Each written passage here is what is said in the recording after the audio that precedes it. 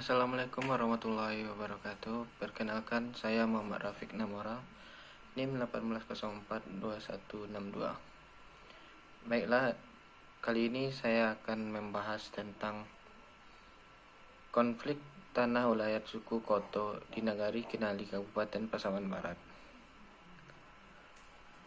Banyaknya kasus konflik tanah di Indonesia menunjukkan bahwa tanah ulayat merupakan pemicu terjadinya konflik dalam masyarakat.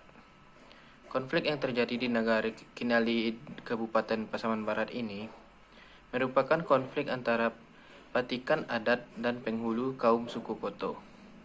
Tanah ulayat tersebut memiliki luas 140 hektar yang terletak di Kampung Kanduang, Jorong 4, Koto Selatan, Nagari Kinali, Pasaman Barat. Dengan batas tanah tersebut adalah sebelah barat perbatasan dengan kebun kelompok sawit Kapunduang wilayah 3, sebelah timur berbatasan dengan Batang Timah, sebelah selatan berbatasan dengan lahan kelompok Sangkar, dan sebelah utara berbatasan dengan lahan kelompok sawit Kapunduang bawah 2. Kondisi tanah tersebut merupakan tanah gambut yang tidak bisa ditanami tanaman. Awal mula PT Include Agritama mendapat persetujuan oleh pihak kaum untuk membuka. Salah seorang petinggi adat Nagari Kinali membawa investor pihak PT Include Agritama untuk dibuatkan perkebunan kelapa sawit di daerah Kinali. Ada 3 kali musyawarah untuk menyerahkan tanah ulayat tersebut, yaitu milik penghulu kaum suku Koto, kepada PT Include Agritama. Isi kesepakatan mengenai kerjasama antara PT Include Agritama selaku bapak angkat dengan Niniak Mama Kinali selaku anak angkat dalam hal menggarap dan mengelola tanah ulayat. Dalam musyawarah tersebut juga disepakati oleh PT Include Agritama bersedia membuka kebun plasma untuk masyarakat kaum seluas 50 hektar. Masing-masing kepala keluarga masyarakat kaum mendapatkan 1 hektar kebun plasma. Penyerahan tanah ulayat disetujui oleh penghulu kaum Patikan Adat Niniak Mama di Pertuan Kinali, Direktur Utama PT Include Agritama beserta komisarisnya.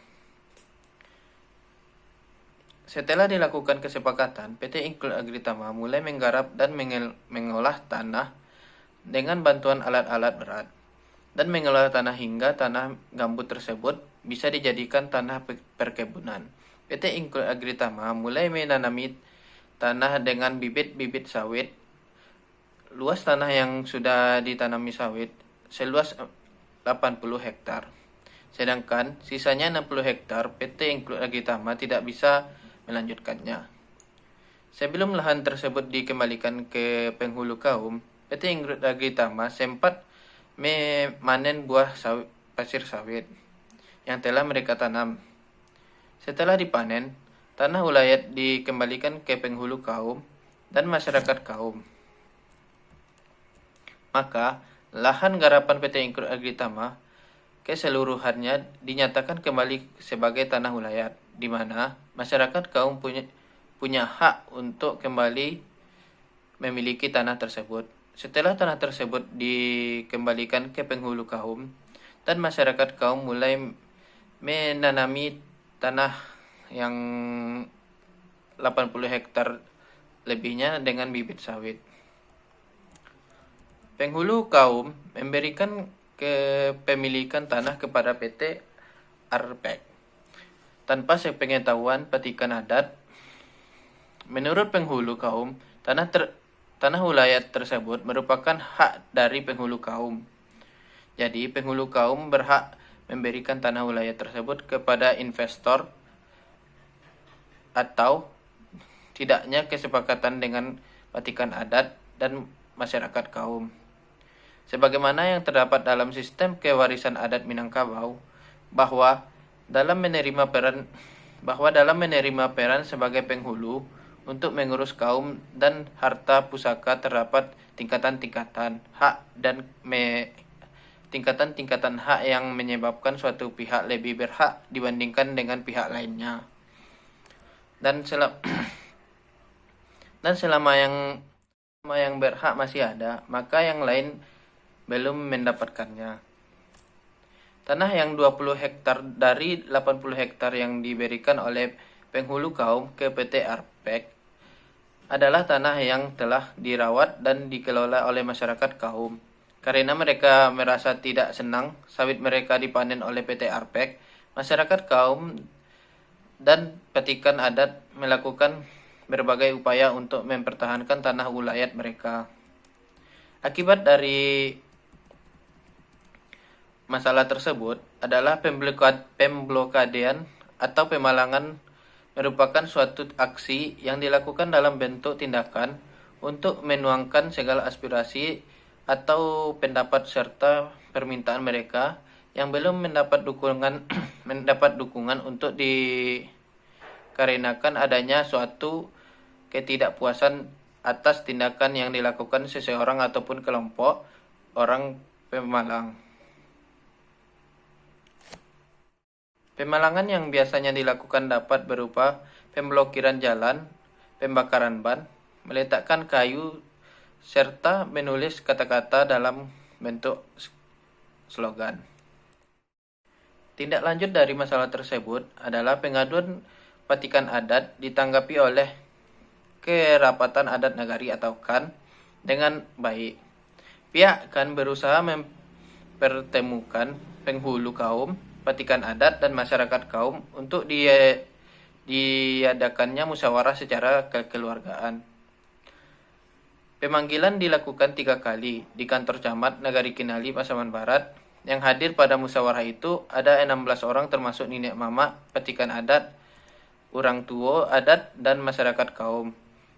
Penghulu kaum tidak datang karena sedang sakit, namun mengirimkan seseorang untuk menghadiri musyawarah tersebut.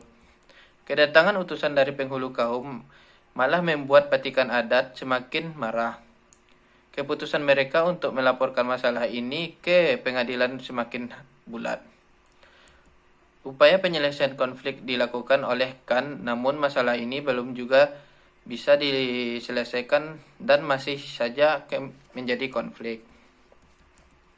Konflik tanah ulayat kaum suku Koto yang masih belum mencapai kesepakatan walaupun telah mengikut sertakan pihak baik nenek mama maupun pihak KAN, sehingga mengakibatkan petikan adat memilih jalan penyelesaiannya terakhir yaitu melalui pengadilan dengan memberikan surat pernyataan yang ditandatangani oleh nenek mama, orang tua adat, dan petikan adat yang mengadukan tindakan penghulu kaum yang isi suratnya yaitu penghulu kaum tidak pernah datang dalam musyawarah dan mufakat yang dilakukan oleh KAN. Selain itu, petikan adat juga menyerahkan surat-surat lain sesuai dengan apa yang dibutuhkan dalam proses persidangan. Maka dimohonkan masalah ini bisa diselesaikan oleh pengadilan. Setelah konflik tersebut diselesaikan oleh pengadilan dengan keputusan bahwa penyerahan tanah ulayat ke PT Arpek tidak sah karena tidak melibatkan orang tua adat, petikan adat beserta nenek mak lainnya, sehingga tanah ulayat tersebut kembali menjadi tanah ulayat kaum milik suku Koto dan PT Arpek harus menyerahkan kembali tanah ulayat yang telah mereka kuasai kepada masyarakat kaum. Hanya sekian yang dapat saya sampaikan pada kali ini. Jika ada salah kata, mohon dimaafkan. Saya akhiri. Assalamualaikum warahmatullahi wabarakatuh.